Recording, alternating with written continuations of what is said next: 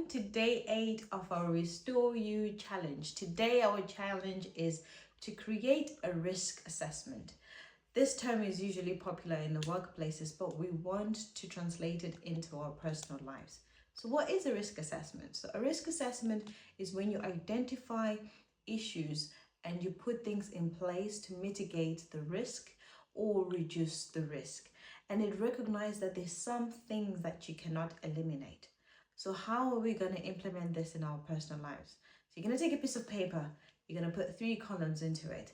You're going to write down each and every area of your life, okay? So that could be finances, family, career, health and well-being, whatever it is.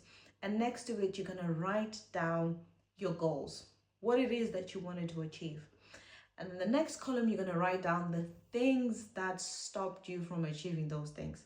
So those are going to be your risks. So you're going to identify the people, you're going to identify the action, you're going to identify the times, you're going to identify everything and anything that hindered you from achieving those goals.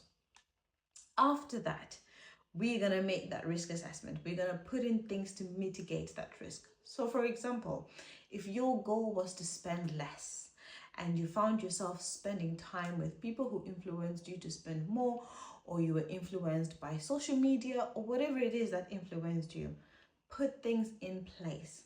You could tell your friends, I want to save more money, so therefore I will not be going to expensive restaurants with you this year, or I'm going to choose a different path, okay? So this is your way that you can mitigate risk. So day 8 challenge is to create a risk assessment.